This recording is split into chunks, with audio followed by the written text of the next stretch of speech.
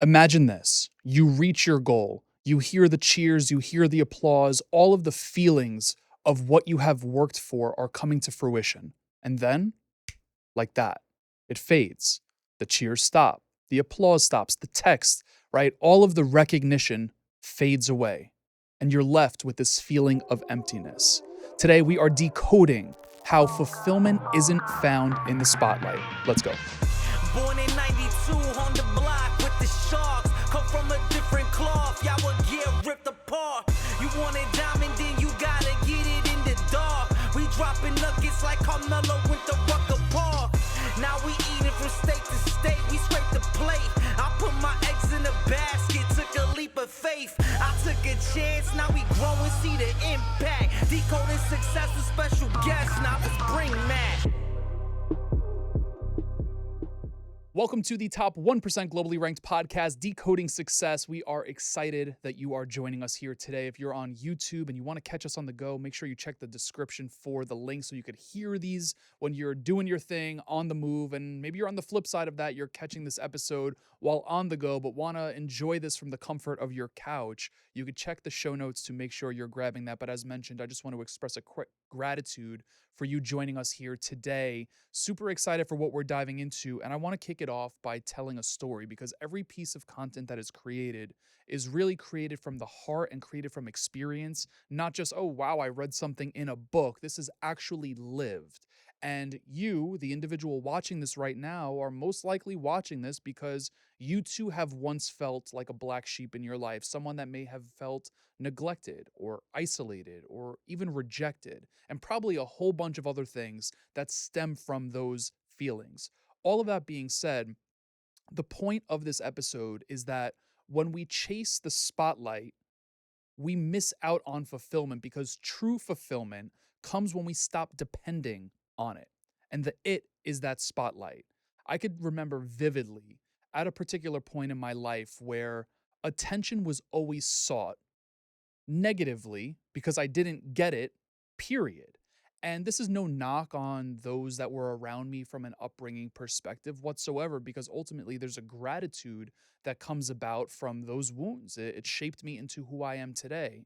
But thinking back, even as recently as in college, I remember so vividly I was working so hard. And this is coming from a guy that never excelled academically, not necessarily because I was dumb, but more so because my attention was stemming from the negative behaviors, being the class clown, being that person that essentially put himself in the position to get put into the principal's office to make sure a phone call was going home. And it's like, wow, I'm in the spotlight right now. That felt good. And this is, of course, unconscious at the time it's happening, but more so now as I've transcend these depths and learn more about myself and do that inner work and self discovery, I'm aware of it. And when I was in college, I finally started to get my act together at a particular point. I realized that, hey, I'm here for a reason. I need to get my act together. And maybe it was because my parents cut me off and made me pay for my college tuition. Maybe that's why I started to take it serious, which, hey, at the end of the day was something that really helped. And in the process of taking college seriously, right? I mean, if you're investing that money, you really should be doing that.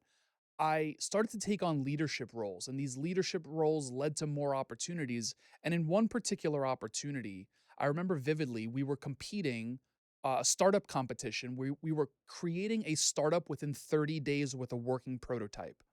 That is no easy feat whatsoever. In fact, I really don't even talk business on this show, but that really is the background that I come up in. And over the course of these 30 days, you are paired with complete strangers unless you go into this competition with a team.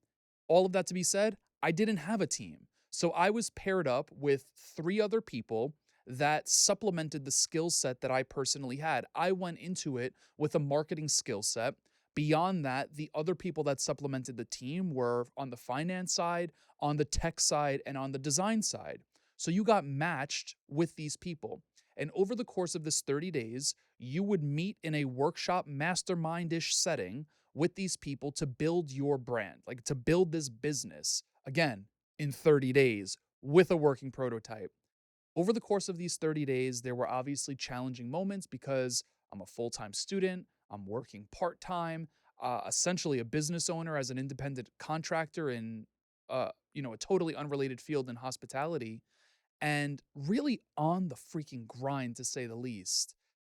At the end of the 30 days, it was time for us to present, and we're getting up in front of an audience. We're getting up in front of a panel of judges. These judges are from IBM Bluemix, and we're competing. First place will receive an investment from IBM Bluemix. Now, we're students. Keep in mind, I'm on the 7-year program for a 4-year degree. I did not walk out of college with a doctorate, although I was in college for 7 years. But while I might be a little bit older than them, it doesn't even matter, right? And they elected me to be their leader. The idea that we had come up with was way before Hinge, way before Tinder or all of these Bumbles and whatever else they are. I decided to present the idea to this team to create an application that allows small business owners and influencers alike to swipe left or swipe right on opportunities for foodies to go into restaurants to promote, the food or whatever it was. And the team was all for it. They loved the idea, and I'm glad because we saw it through.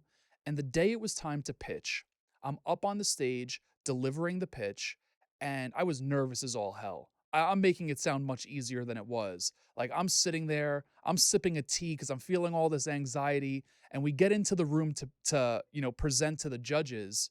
And of course, who was the first team to be called up? Us. And I'm like, all right, well, that's better than just sitting there and letting the nerves build. So we hop up on stage and we're delivering this pitch. And then we had to sit and listen to the remainder of, let's just say, 20, maybe 30 pitches. And at the end of the night, we were deemed first place. They announced third place, they announced second place, and we were in either of those. And I looked at the team and I said, hey, if we didn't place, that's totally cool. But we did. And in that moment, it just felt like I was at the absolute top of the mountain. We set out over the course of 30 days. We just received an investment from IBM Bluemix, which was delegated because we never saw the startup through. And I remember just feeling so incredible. Like, you have all of these feel good feelings going off inside of you. And on my way home, get on the train, head into Williamsburg, Brooklyn. I literally walked home from Williamsburg, Brooklyn into Queens because I was just so excited. And I remember getting a text message from some loved ones, and then that was it. Literally, that was it. Right after that, there were crickets. It was a celebration, it was a spotlight moment that lasted probably one text. On the flip side, I had friends who stayed on the phone with me for an hour, and that felt absolutely incredible to just be celebrated. But the reason why we're putting this episode out today is to convey the point that success isn't enough, right? We chase the spotlight, which I did for years upon years. And even if the spotlight meant being in the negative spotlight, right? I remember so vividly in fourth grade, I don't remember what I did to get into the principal's office. I was there more than once, that's for damn sure. I was just there, and Margaret Baxter, my principal, just looked at me and she's like, "Why do you do this to your mother?" And I wish I could say what I know now. And it's because, hey, I wanted attention, right? And it's not to say that I was like so neglected, I never got any sort of attention, but there was something more that I was craving that maybe wasn't being met. And I sure as hell didn't know to meet my own needs when I was in fourth grade, right? That's going all the way back to like 2001, which is freaking crazy. So, again, the purpose here is that success isn't enough. Worth is beyond your achievement, even if your achievement might be in the negative side of things, right? Because you can achieve negatively or positively, but worth is beyond that. And I want to convey this point again. I want to make sure that you're really hearing what's being said here. We chase the spotlight, but true fulfillment comes when we stop depending on it. Now, I'm telling you all of this because it's happened in numerous different facets in life. Again, when I got my shit together in college and started to win all of these accolades, I mean, I was literally sitting in on presidential meetings on a college campus. Like, the president of the school was requesting my presence as a student in stakeholder meetings because I was a student that they wanted in the spotlight. But again, all of that stuff faded from the people that I loved most. It might have garnered a Facebook post or a little bit of recognition until the applauses stopped, until the claps stopped. And sure, I'm not saying achievement's a bad thing, and I want to make sure that I'm conveying that to you right now. Like, I want you to go out and achieve. You, as someone that's listening to a podcast or watching a podcast, I know that you achieve. I know that you want to achieve more in your life. By no means does this promote not achieving, but with what intention are you achieving? That is the key here. And with every video, with every podcast we put out, I don't want to just convey points and tell you stories and not give you action items to walk away with, right? I don't want anyone to become quote unquote mentally fat, although that might be politically incorrect to say. It's like reading a book and then not doing anything about what you learned in that book. So with this video, I have a couple of things that I really want you to take away from this video. Number one, whenever you feel the need for validation, I want you to pause and ask yourself, does this serve my growth? Does it serve my ego? Or does it feed the wounds? Maybe it does a little bit of a lot of that, but there's a moment of pause upon achieving. There's a moment of pause even beyond pursuing something that could lead to an achievement. It's that little blip in the system that allows you to get clear on the intention. And again, I'm going to repeat that for you. Whenever you feel the need for validation, you might be saying on the other side of this, you might say, Matt, I don't feel the need for validation. Okay, I want you to at least get curious about that because there are plenty of times I still to this day, regardless of how much self work or inner discovery or therapy or whatever is done, there are still times today I'm like, ooh, why am I saying this to this person? Why am I doing this? It is 100% a work in progress, even from this seat right here. I want you to be curious about the actions you take that might be putting you in a spot for seeking validation and simply asking yourself, does this serve my growth? Does this serve my ego? That quick question really reframes where the spotlight is. And then, secondly, here, the last action I want you to take, the last behavior I want you to start to instill. I don't want to put too much on the plate when it comes to this topic, but there is something really important here.